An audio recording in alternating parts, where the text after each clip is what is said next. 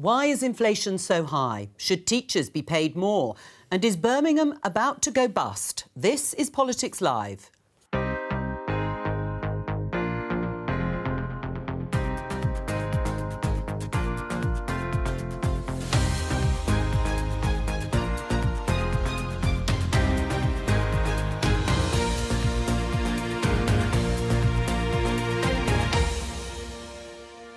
Joining me today, Conservative MP Laura Farris, Labour's Shadow International Development Secretary Preet Gill, former Labour advisor Jade Azim and Unheard's political editor Tom McTague. Today, 6 months ago, Rishi Sunak made this promise. We will halve inflation this year to ease the cost of living and give people financial security. So why is it proving so hard to bring down inflation? More classroom disruption as teachers in England strike again. Do they deserve more pay? And should the government bail out Birmingham to protect the council from financial ruin? This council cannot be trusted with the finances and the future, let alone the present, of this great city of ours.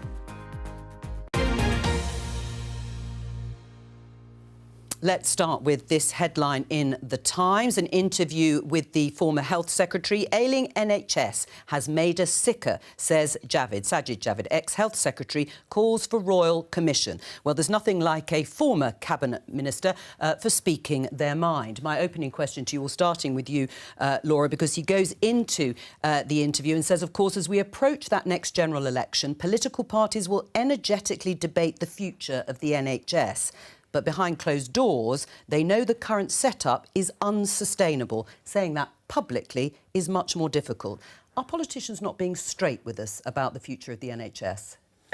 I think politicians are actually moving to a position where they are being honest about the NHS. And, you know, it's something that I think as a country we take enormous pride in, but it shouldn't be impossible to say that, yes, it needs to be properly resourced, and its spend for the budget that's been allocated it for next year is 165 billion, which is an astronomical amount of money, but also that it needs to be properly reformed. And an organisation that was first constructed in a totally different context 75 years ago, we shouldn't be shy about saying that there may be ways to make it more efficient, to improve management structures, to see how tech and AI can be brought in to make it run more smoothly, to look at whether productivity is at the maximum at every level, not just with nurses and doctors, but actually with the managerial layers that sit at the top.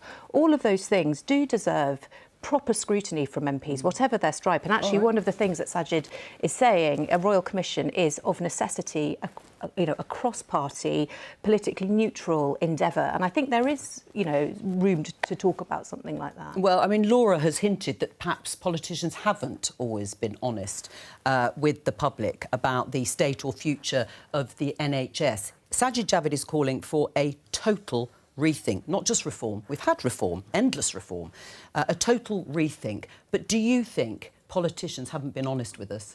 I think, look, firstly, what's unsustainable is another 5 years of the Tory government, because they're the architects of this crisis. We do need more investment and reform. We have to ask ourselves how we got into this position. The NHS only spends 5% of its budget on prevention. We need to look at how care is delivered, where care is delivered. The fact of the matter is we have more people coming into A&E, which is putting lots of pressure on hospitals because they can't get a GP surgery. That means they're waiting at home. Their illness is getting much worse. And so we're having to treat people, which is very expensive. So are you talking about more money going in on top of the record levels of investment? It isn't just about more money, though. It's about how we are spending that money, where that money is being used. So it's about making sure people can access early services in their own communities. They can get diagnosis much earlier. They're not having to turn up to hospital with conditions that are very, very costly. We have now got new technology, AI. We've got to look at diagnostics, different ways of working, and this is about investment. For Labour, though, the NHS will always be public funded, free at the point of use, and that is really important. It isn't about the funding models, because that is distracting away from the issues. The issue is about investment and reform, more reform. can you make the same commitment? Well, I just wanted to come back on part of what Preet was saying. I don't accept that it's sort of 5 years of Conservative failure. Yes, of course, there are enormous sort of lag pressures from the pandemic, but the reality is we have an ageing society. If you were born in 2012, you've got a 50% chance of living to be 103. That you can't have preventative measures for people getting very, very old. You don't have a plan for social care. And when I talk to, for example, GPs in my constituency, they say that the two things that dominate their practices on a day-to-day basis are age-related conditions that come from an older society and obesity and the comorbidities that come with that. And we have perhaps got to be more honest about the reality of what the NHS is dealing with. But you're talking about public health investment. Well, when we talk about public health investment, Sajid Javid refers to record levels of investment in cash terms and in real terms. But the level of increase has definitely slowed and even come right down since 2010. Do you think politicians haven't been straight with the public about the sorts of issues that we've just heard from Laura and Preet?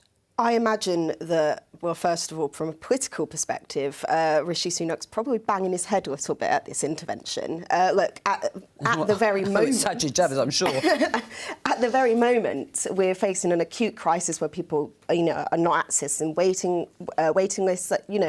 This is an acute problem that a lot of patients are worrying about. And a royal commission, sure, maybe in the next 2, 3, 5 years, might go some way to a sort of addressing those sort of longer-term issues. But looking forward to the next 18 months of a general election, I'm not sure this is particularly politically helpful. Right. Or is it politically helpful to ask for a more honest debate? Is the funding formula the problem? Does that need to be looked at? Sajid Javid talks about looking at comparable European or other developed countries where they do have a different funding formula.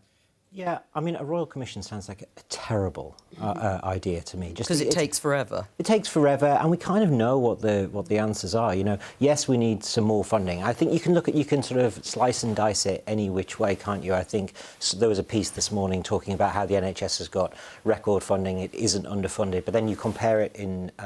You look at statistics in another way, and you look at how much we're spending per person in the UK, and we're sort of really in the middle of comparable countries. So more funding is necessary. But old age care is clearly the big problem, and that's not covered by the NHS. And we haven't reformed it, and neither party has reformed it. Labour didn't reform it, and the Tories didn't reform it. But we have had endless reform in terms of having private sector outsourcing, in terms of the Lansley reforms, which was that top-down transformation. That was then reversed. We've had all sorts of reform. Is it more than reform that's needed? Well, we haven't had a workforce strategy. I mean, that's one of the big key issues. I mean, the fact of the matter is you've got 150,000 vacancies. The government slashed doctors being retrained. We're relying on red list countries to provide and prop up our NHS, and that's not sustainable either. I mean, had we, in the last 13 years, had a proper workforce strategy, had more training opportunities, had more pathways into social care, into nursing, NVQ level training, in hospitals, then actually we wouldn't be in this situation in the first place. This is 13 years of a Tory mismanagement, not understanding actually how to run the NHS, and that's why we're in this position. Laura? Well, we've got the highest number of doctors and nurses ever in the NHS, and last week the Prime Minister announced his workforce plan. But I think that you're making a good point, Joe, which is I think what you're saying is, has there been tinkering around the edges, and is something more fundamental required? And I do think that these are the big issues which any serious government, irrespective of political stripe, needs to grapple with. And I think one of the things that's coming very rapidly, which does have the power to transform health services, is tech and the use of AI. And I represent some of the big sort of health AI businesses in my constituency, and the way that they project sort of non-urgent care could be delivered is transformative. So I think healthcare is going to change of necessity, but I think any government needs to be asking really bold questions about this. All right, well, let's talk about the pledges that Rishi Sunak made at the beginning of the year. You heard one of them. We're going to talk about it. It was to halve inflation, the rate of inflation, by the end of this year, from 10.7%. That was the figure for the fourth quarter of 2022. It's proving to be extremely difficult. It's been described as being stuck, as it has remained at 8.7% from April to May. Let's just show you here the Consumer Prices Index annual rate. You can see where Rishi Sunak's target is, certainly by the end of this year, just before January 24, and it should be just over 4.5%. Laura, Laura, are you losing confidence that Rishi Sunak's pledge will be met? No, I'm not losing confidence. You're as confident today as you were when he made that pledge at the beginning of the year. When I came on the show at the start of the year, the criticism I had from some of the guests was he set himself 5 easy pledges that he's easily going to meet. He's obviously going to halve inflation, and he's chosen something that's so, basic and obvious. And that was. But isn't that why he thought he did think that, didn't he? No, that was never the case. He set himself 5 targets to halve inflation, grow the economy, reduce debt, cut waiting lists, and stop the boats. And he's invited the British public to judge him by those 5 pledges. Unlike, with great respect, Keir Starmer, who has offered absolutely nothing and is just hoping that the Conservatives will fail and he can come in on their kind of coattails. But can I just say this? Yes, inflation's very sticky. Tom's article, which I read and I thought was really sensibly written about the blunt instruments and the lack of a comprehensive set of tools that any government has when there is an entrenched inflationary position. But the Bank of England is still predicting that inflation is going to fall. And if I could just say one thing, Joe. I read an article yesterday that said that mortgage holders who are remortgaging now are overwhelmingly going for variable rate mortgages rather than fixed. That, I would suggest, is a sign of confidence from the British people into the Prime Minister, because they still believe he's going to bring inflation down. If they didn't, they would be fixing. Or maybe because today, just before we came on air, BBC News reported that mortgage rates, average 5-year fix, has gone above 6%. But if they thought inflation was going to continue rising, it would be sensible to fix, because it could get worse. Or it's a difficult place between... they're just panicking. They don't want to lock in at 6% for 5 years when they've been paying 1.3 or 1.6 or whatever. That's like a £500 a month increase, or £1,000 a month. Yeah, some of my friends are talking about £1,000 a month. That's massive. But this is one of the problems. Is Rishi Sunak is promising to halve inflation, but he doesn't have the tools at his disposal to do so. He's outsourced that, or he hasn't outsourced it. It's been outsourced for 20 years to the Bank of England. So he's making a promise that he is asking somebody else to deliver. So he's not in control. Right. He's not in control, as you have set out in your piece. Why is it so difficult, though, to bring down inflation? That's one reason, because you're saying it's left to the Bank of England. But Rishi Sunak himself has said he does have some tools at his disposal. There are things he could do. Why is it proving so hard? Well, because it's very difficult. There are no easy answers. If you go back to the 1970s, which is the sort of the closest comparison to where we are, what you do is you have to squeeze the economy down to try and get rid of inflation. And what does that mean? You're making people poorer than they otherwise would be. You're having to hold down their wages. You're having to increase the cost of their mortgages. So why was it possible over the last 10, 15 years? We had very low interest rates and inflation was low too. Well, there are huge global issues. We had cheap goods being pumped out from China. We had freedom of movement from the European Union, and we didn't have very strong unions. So you've got 3 issues which are coming together and changing. We're cutting off trade from China, and freedom of movement has ended. So all of these things are adding together. Right. Do you think he is going to meet that pledge? I'm not really sure. I'm not sure it matters actually as much in terms of the election, because if he does so, people are still going to be feeling much, much poorer than they were. Right. You don't think it matters either, Jade, if he meets that pledge? I think that there's going to be huge political pain on his end, regardless. As Tom's alluded to, there's always 20-25% of the population that's going to be massively squeezed. Previously, it was other age groups. Right now, it feels like young and middle-income lenders and renters are those of essentially the big red button that's been pushed at any crisis in the last 20 years. And that didn't matter politically in the last, 3 election cycles, but it's starting to matter now, because increasingly, mortgage homeowners are around 50% of the Tory base. And now they're being squeezed. It's going to be hugely politically painful. A lot of them don't actually have a mortgage. No. Well, so a lot of them have paid off their mortgages. You're talking about the older ones. We do need a secure economy. People do need security in terms of their family finances, and we can't just get away from what Liz Truss did to our economy. I mean, this is the failure of 13 years in terms of family households. Inflation being so high means that actually we're spending more than... Inflation hasn't been high over the last 13 years, It hasn't. No, it's gone up because they've crashed the economy. But if you look at the family shop, it's gone up by £1,000 a year. And you can't just blame the global issues. Yes, we accept Ukraine obviously had an impact and the rising cost of the energy prices have had an impact. But of course, it is about the decisions that this government took. I mean, it sold off our gas storage. It hasn't invested in renewables. We're not seeing growth. You've got to be able to support people around cost of living. So tell me, Preet, what would you do? I know you talk about the record. Quite rightly, you're the opposition. You talk about the Conservatives' record since 2010. But now, if you're looking at the election next year and Labour wins that election, what would you do? Tom says there aren't many levers, if any, really big levers for a government to pull, because it's the Bank of England's job. What would you do differently? Well, I think Rachel's really set that out very clearly. Rachel Reeves, yes, we've said that we would support cost of living. We know that food prices are up, so obviously producing food is really expensive. How we support industry, how we address supply chains is going to be really important. How would that bring down inflation? I'll come back to that. Fiscal responsibility, making sure, obviously, debt is not ballooning, and then having a clear plan for growth and certainty, having an industrial strategy. This government doesn't have that. I mean, how on earth, if people's mortgages have gone up, they haven't got enough disposable income to go out and spend? You're not going to grow the economy. And let's not forget, a third of people are going to be affected by their mortgage rates going up. So. Sure. But let's focus on how governments actually tackle this issue of high inflation.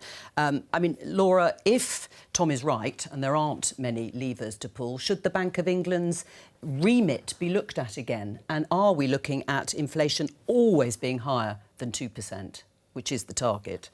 No, well, I think the economy took a number of unprecedented shocks through the pandemic, through the restriction of gas supplies to Europe, which was occasioned by Russia's decision following its invasion of Ukraine, and because of the supply chain issues that follow the pandemic. It is interesting listening to Preet because she doesn't have any solutions for bringing down inflation. And well, growing the economy would help, wouldn't it? Yes. It might increase inflation if you did that. It might do, yeah. I mean, but we've seen the interest rates go up by 12 times by the Bank of England. I mean, you know, it is slower in terms of people being able to go out and spend more. I mean, we haven't seen that shift in terms of those tightening of budgets as yet. You know, interest rates have risen rapidly, and there's, you know, there are going to be different views on whether that was, you know, too late or too. But I'm not going to get into that. But obviously, the effect of interest rates rising rapidly is to incentivise saving, which, you know, because of the effect on mortgages, is to reduce disposable income. But ultimately, what we want less money chasing fewer goods if we're going to bring inflation down. Right, but if growing the economy, as you said, might actually fuel inflation, that's another one of Rishi Sunak's targets, and that is to grow the economy. Well, this is what we had with the Liz Truss situation, where on the one hand she was putting the foot on the accelerator, and on the other hand the bank was panicking and putting their foot on the brake.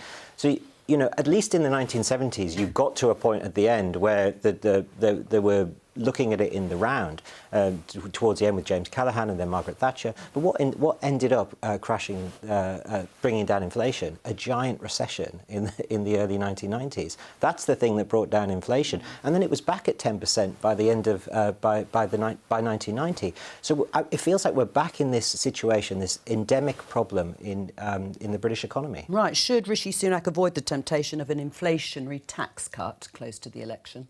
Well, I'm not going to, you know, make any projections, but I do think one of the things, just following on from what Tom said, is that monetary and fiscal policy that's what you'd like to do. Direction, yeah. and I think that is exactly what the government's trying to do. That sort of fiscal responsibility that you're seeing going hand in hand. Right. I mean, but the question is, should he avoid the temptation? I mean, whether he does or not, but should he avoid the temptation of an inflationary tax cut? Well, he'll have to look at where we are closer to the election, and that's going to depend on what happens with inflation. Of course, if inflation's high, there'll have to be a degree of, you know, caution. But you know. It's difficult to judge, Joe, which I think is, you know, your point is there was no movement between April and May, but that is not a clear determinant that there will be no fall in inflation over the next 6 months. No, but it might just happen automatically, which to some extent is what Rishi Sunak was relying on at the beginning of the year, that it would happen naturally. I mean, if it doesn't, and you said that the public will judge him on those pledges, and do you agree? Him to do right, so. And so politically, how damaging is it going to be at that election if he has not met halving inflation, growth rising above the sort of anemic rates it is at the moment, and bringing down debt, because the three of them, to some extent, are linked? Well, I agree. His first three priorities are all economic. And just on growth may be, you know, projected to be quite low, but a recession was predicted as recently as 6 months ago, and that's changed.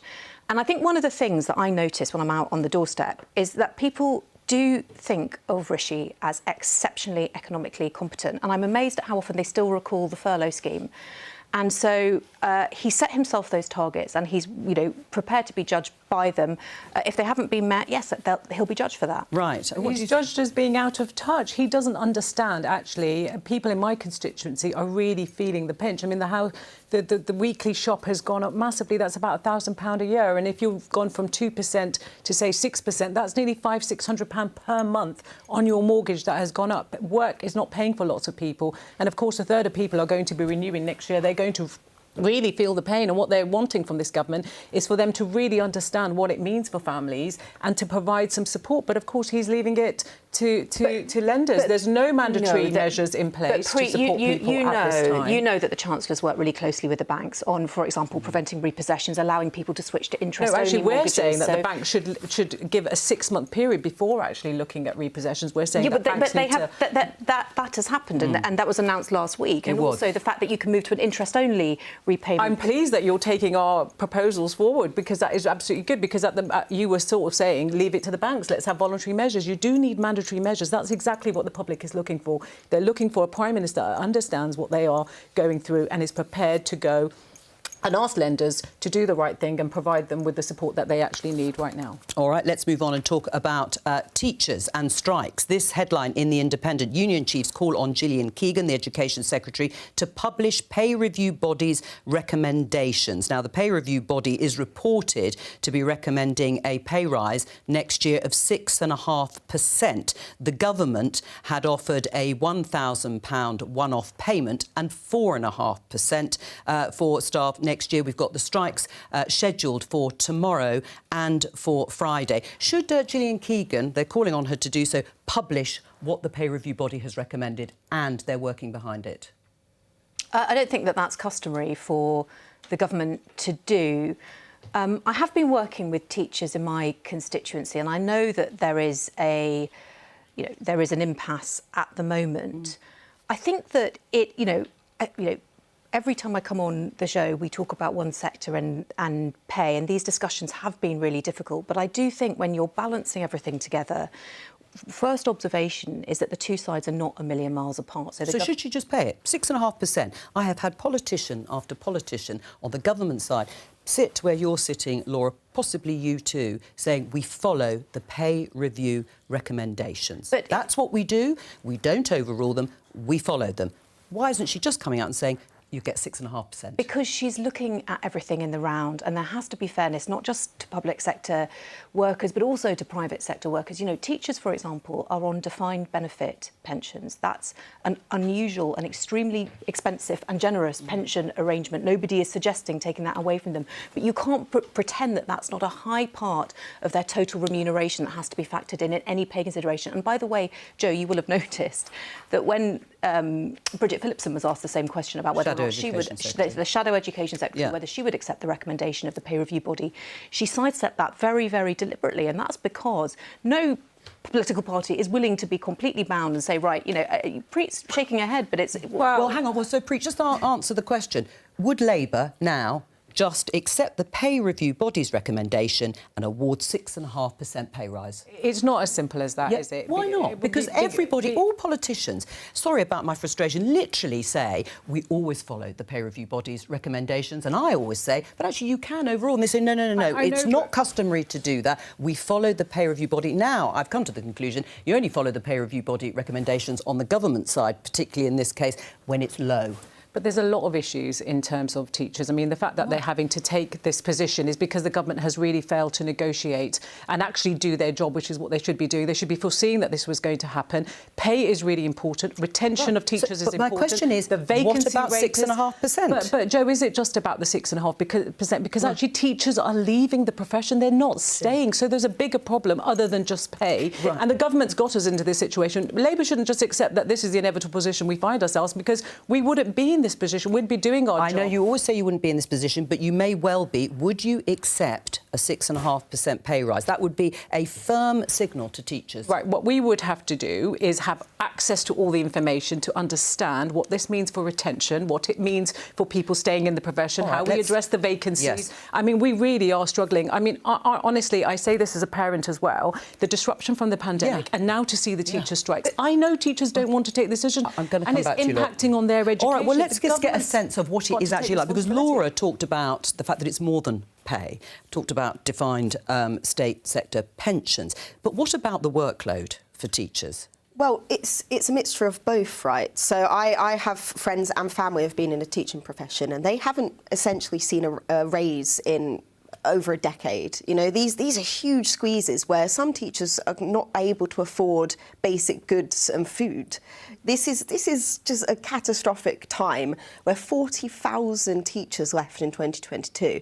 And was it about pay ostensibly, or was it about the workload? It's a mixture of both. Why on earth would you join a profession where you're working obscene hours every week for obscenely low pay that can't... What are the obscene hours? Well, I mean, I have friends who are working every weekend. They're working, you know, they don't get a break. And we talk about, oh, yeah, but they've got, you know, half terms, they've got summer holidays. They work through those. You know, these are people that are probably per hour paid minuscule amounts. Tom? Well, I've just gone through this, but on sort of a hyper version of it. The school that my eldest boy goes to has been shut down for about 6 weeks for various strikes. It's been kind of an extraordinary situation. So I think this is just part of a wider story that's going to bubble away under the surface for a long time, and it will be with the Labour Party if they come in, because it's not just about pay, it's about class sizes, it's about workload and all that, and it's also about the bigger picture. And it links back to inflation and the fact that we're having to make decisions about who is going to take the pain when we push down on the economy, and also we are a poorer country than we thought we were. Right. Since 2008. This is the problem. Well, to pick on your point on inflation, I'll just show you this. Mary Bousted, head of the National Education Union. She says the answer is no to the question, does public sector pay drive inflation? What would you say? I mean, of course it does. Of course, a part of it is to do with inflation. All pay has an impact on inflation. But if it's mainly to do with external factors, which is probably what is being argued here, then why would it drive inflation? It's all factors, isn't it? This is the thing, and the government has to manage all of these, and it has to choose who's going to vote for it and who's going to take the pain. But if the state of the schools is such, as the example that Tom has said, and the sort of workload that Jade is talking about, isn't it a must to meet that pay review body recommendation? Well, what I was going to say, first of all, I agree, and Andrew Bailey has said the same thing, that you can't... That's the Bank of England governor. It is a fallacy to suggest that increasing wages, it does not have an effect on inflation. It's absolute fallacy. The other point, I think, which is one that you were pursuing with the other guests, is about conditions. And actually, when you settle any industrial action, often people think it's just about haggling over pay. It's never as simple as that. And actually, part of the government's offer is reducing the workload of teachers by 5 hours per week. Now, that, I think, is significant, because when teachers have written to me, definitely the extent of the workload is relevant too. So I agree with Tom. I think this is going to go on for some time. But some of these difficult disputes, for example, the nurses, have been settled without meeting their ask. But you know, they've recently balloted and they didn't pass the threshold. Doesn't look like, but it doesn't look as if that's going to happen in this case, does it, Laura? And also, you've got all 4 unions, education unions, school unions, balloting for strike, including head teachers. This crisis is only going one way at the moment. And what is that going to do to a generation of school children? They're not necessarily thinking about inflation and the economy. What they're thinking about is our schools aren't going to be open. No, well, but that's why the government's got the minimum service level legislation going through and close to hitting the statute book, which is in common with every other country in the G7, which guarantees some level of minimum services provided when a strike takes place in an essential public service. That's been upheld as compatible by the International Labour Organization. And that will mean that schools will have to continue offering some basic level of education and can't just close the doors because teachers are striking over pay. Not something that you support, of course. Well, look, I mean, we've got it. We're going back to the same situation. 40,000 teachers left the profession. That is serious. What does that say about our education? Right. And of course, these are public sector workers who haven't had a pay increase over the last 10 years. Actually, they're the ones that have had to pay.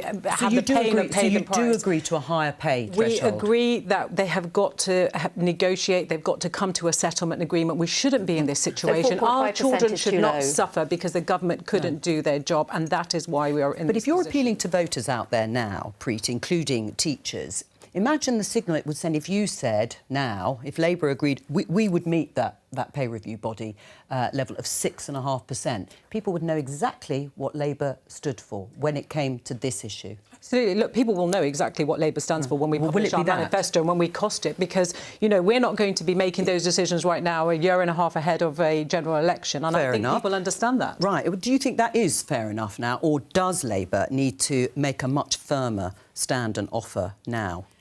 It would be helpful to have sort of meat to the bones, but I think that any response to this crisis more generally, where the perception is that, as I said, 20, 25, 30%, whatever the population is, that's that red button that's being squeezed. This is actually, Labour's not going to get scrutinised for this right now. At the moment, it's the government that's overseeing that. You know, these sort of younger workers, lower income workers are going to make up the bulk of the Tory base, and it looks like it's going to determine the next election. Both parties will need an answer to that, but right now I think the perception is that the Tory party has something to ask for. You said it's bubbling under or continuing.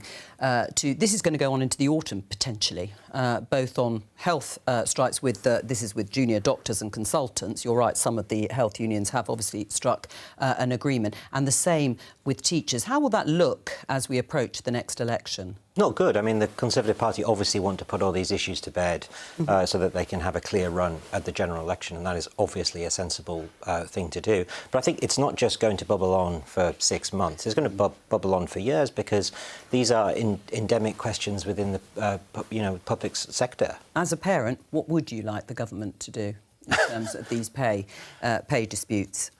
I'd like the government to do everything, wouldn't I? I would like the government to keep the schools open, make them decent, get the kid in, and also so I can actually, use my GP service, and for my grandparents to be treated in hospitals that actually function. I mean, this is the test that's going to be played. If you're still in the middle of strikes and still squabbling with key unions on things like education and health, it's going to be extremely difficult, isn't it, at the election? Well, yeah, and all of that goes back to the rate of inflation. I mean, the reason why there's such an issue over pay is because of inflationary pressure, and I don't deny that is an absolutely critical component. Right, and you agree with that, Preet. If inflation comes down, some of these issues can be resolved in part. Well, I mean, we'll have to wait and see. Like I said, at the moment, people are really feeling and struggling, especially with, the weekly shop, mortgage rates going up. I don't see how we're going to get to that situation, especially when it's predicted we could end up being at 6% of interest rates at the end of this year. So, there doesn't seem to be much shift. After 12 times of Bank of England increasing interest rates, we're still here, the situation. And the government does need to step in, actually does need to do more. It doesn't see that the state has an offer, but actually people are expecting it to really be leading in this regard. Before we move on, a reminder that you can catch up with Politics Live on the iPlayer, and you can now also find us on BBC Sounds. Every day we're publishing each programme as a podcast. Great, of course, if you're on the move. Let's talk about Birmingham and financial issues for the City Council. Preet Gill is a local MP and has written and talked about the situation. This is the headline in Birmingham Live. Blame, resignation calls and fear for vital services as Birmingham City Council faces financial chaos. We'll come to you in just a moment, Preet, about your ideas for a solution. But let's talk to Elizabeth Glinker, political editor for the BBC Midlands. Elizabeth, hello to you. Hello, How Jo. did Birmingham Council get itself into this mess? Well, this is a long-running issue. It goes back many years. The first test cases on equal pay were more than a decade ago now. And in 2012, the council estimated that it would need to spend about £1.1 billion to cover all of those equal pay claims. It really relates to men and women not necessarily doing the same job historically at Birmingham City Council, but being on the same grade and yet being paid differently. So the typical example would be a bin man and a woman working as a carer or as a member of clerical staff in the back office. They're on the same grade, but the bin men were being paid a lot more, sometimes because they had access to overtime, sometimes because they were able to finish their shifts earlier because of the nature of their work and this sort of thing. So those are the workers that it relates to. What's happened now is that the council has found that it thinks that it is liable for up to £760 million more than it thought. That is a huge amount of money. In fact, it is on a par with the council's entire revenue budget for a year. So that is all the money that it spends on services in the city of Birmingham in a year. It's not entirely clear how this came about. The council says it's still working on that, but there are suggestions it could be linked to an IT system which the council has had difficulties with. It's been rolling out. That IT system is in itself overrunning to more than double the original estimate, approaching £100 million. Some suggestions it could be that. We're not entirely clear. It could also just be related to the way the council has been calculating these equal pay claims. I mean, how is it going to, or how could it impact services in the region? Well, yes, this is the thing. I think one thing to reinforce for those that don't know is that Birmingham City Council is a huge local authority, so quite different from London. London, of course, a much bigger city, but it's broken into many boroughs that do the work. Manchester, similarly. You think of Manchester, but even what people think of as Manchester is actually Trafford, Salford and Manchester. Birmingham local authority is the biggest in the United Kingdom, serving up to 1.3 million people, in fact the biggest in Europe. It is a huge local authority. Now, as I said, this amount of money that they have to find is equivalent to their entire revenue budget, and the options for councils are very, very limited. So we are looking at huge potential rises in council tax, maybe massive cuts to services. They could potentially go to the government and ask for some kind of loan. They could ask the government to be able to sell off some of their capital assets, so some of the property they own in the city. But it is very difficult to see how the council will progress here, and it is something that I know behind closed doors they're working very hard on. Elizabeth Glinker, thank you, but stay with us for the rest of the discussion. Preach, should the government bail out Birmingham Council? Well, look, this is a really difficult situation. They've already paid out £1.1 billion, and as we know, the revenue budget is £750 million at the moment. So should the government bail them out? Well, look, the government has stripped the City Council of £1 billion. It's already made efficiency services. It's halved its workforce. I don't see how it can continue to make more efficiencies, or what is it going to stop delivering. So the government does need to step in. It needs to look at the £1 billion it's taken away from this council, how it can absolutely support it at this point in time, because nobody wants to see any, going back on delivery of services. It's a huge council, the biggest in the UK. It can't be allowed to fail financially in that sense. Surely the government has to bail it out, Laura. Well, let me just say that this does show the inadequacies of the checks and balances and the absolute Labour mismanagement of that council. Those equal pay cases aren't 10 years old.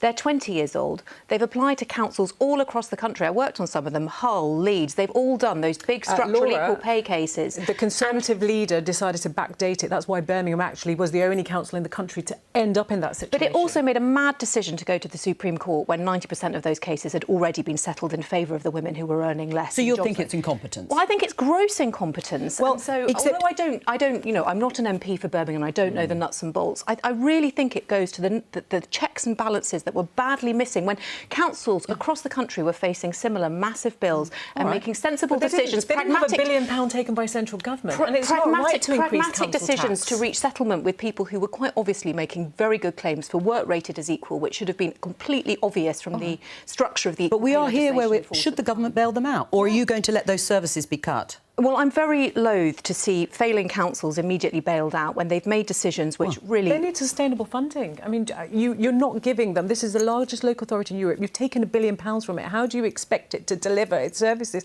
Of course it needs government support because it relies on its money from government. It isn't just about council tax increases. That's always been your solution, is increased council tax, I really put the money down to constituents. I really think that the council needs to take responsibility for a succession of some of the poorest decisions, actually, in handling that litigation. As I say, there isn't another council in the country, all of whom, or a vast majority, particularly in the north, have had the same problem. Well, who've made not those the same decisions. problem, but other councils, as you know, have either gone bust or effectively have gone bust, and they include Conservative councils. Woking, Croydon, Thurrock, Slough have all been issued with these notices. So they may be different reasons, but this is not a Labour issue. But the equal pay burden the equal pay burden, which Yeah. is the cause of Yes. Birmingham's problems, has affected other councils. It affected particularly in the north, and it particularly was what were traditional male roles and traditional female roles, where there was a pay disparity that was unlawful. And it is extraordinary the way they chose to fight that all the way and pour money down the drain. Right, why should taxpayers be forced to bail out what Laura thinks is incompetence over the particular issue of equal pay claims?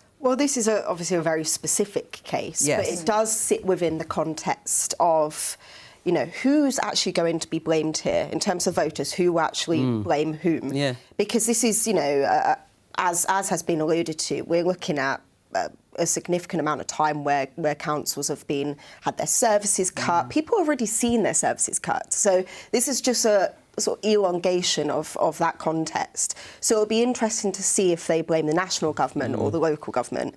And my feeling is that it will probably just lead to a complete discontent about British politics overall, which is unhealthy for everyone. But you cannot disregard the context of which is, you know, significant cuts overall. Moving away from the specific, I mean, funding to local government has been cut and reform has been something that they have been asked to do. But in essence, they're being asked to do more with less. Is that sustainable? It depends on the number. At some point it's sustainable, and at some point it becomes unsustainable, and I guess that's where the checks and balances come in. But this is clearly not it's not being caused by austerity, is it? This is being caused by something else. It's now exacerbated by the fact that the council is desperately poor and out of money, and people are too poor to take further cuts to their services. So they do combine. But I mean, it is gross mismanagement, isn't it? Well, do you accept that? Well, no, I don't accept that. I think currently what we are asking, and we are holding the council to account to say, how on earth did you not know that the cost was going to be the amount that it is, and why are you not talking to government And what ministers answers have you had? around? So what the leader tells me is that he's now set up a committee where they've brought in the external auditors. They are looking at this, and of course they've had to put a recruitment freeze on immediately. But of course, But is that satisfactory? Are you satisfied with that answer? well, look, you know, I don't buy that. You know, when you've had austerity and you've had huge amounts of cuts, I mean, and you've tapped into your reserves already, because actually that's what, you know, you should be doing. But do you accept they've made a mistake here? I think they have to accept that there is some current mistake in terms of not knowing the actual number, because of course you've got to be able to manage your budgets and forecast what's coming out of it. It's a huge number. It is a huge number, but it also you can't come away from what you said, Joe, is the funding settlement for councils has been absolutely astronomical, because they've faced huge amounts of cuts, asking to do more for less. Right. And that is the reality of it. And so the government must step in. The government has got to absolutely support the citizens and the council, because it is partly the problem in terms of taking that money out. Laura? Well, I mean, asking the government to bail out Birmingham City Council, which is unique in completely mishandling very serious unlawful discrimination, which is what an equal pay claim is, I have to say, an unattractive proposition. Look,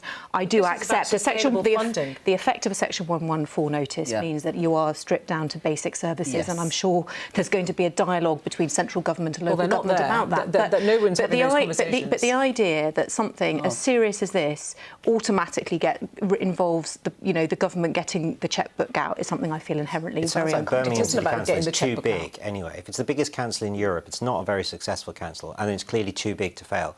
No government can just allow public services for 1 million people to just be cut to the bone. You can't do that. So the government may have to step in. Then it's going to have to get a tighter grip on Birmingham so this doesn't happen again. Well, let's just go to Elizabeth. I think we've got time. Listening to the discussion, Preet says there aren't those sorts of debates going on at the moment in terms of Birmingham sort of reducing its services to sort of basic level. Is that the case? I think behind the scenes they're very much in sort of crisis management mode at the moment, trying to figure out what this does mean. I do know that they have been in communication with the Department for Levelling Up, and there is a hope that that there will be discussions and that some government assistance may be available. I think actually the point is this is a huge council. We are talking about a lot of people. Is it too big to fail? Because we are talking about services delivered to some of the poorest people in the country in some wards here, and also the linchpin for the entire West Midlands region in terms of finance and culture. All right, well, I think that's all we've got time for. Elizabeth Glinker there in the Midlands, the BBC's political editor there. That's all we have time for. Thank you to all of my guests for joining us today. I'll be back tomorrow for Prime Minister's Questions at the normal time for Politics Live at 11:15 here on BBC Two and the iPlayer. So please join us then. From all of us here, bye-bye.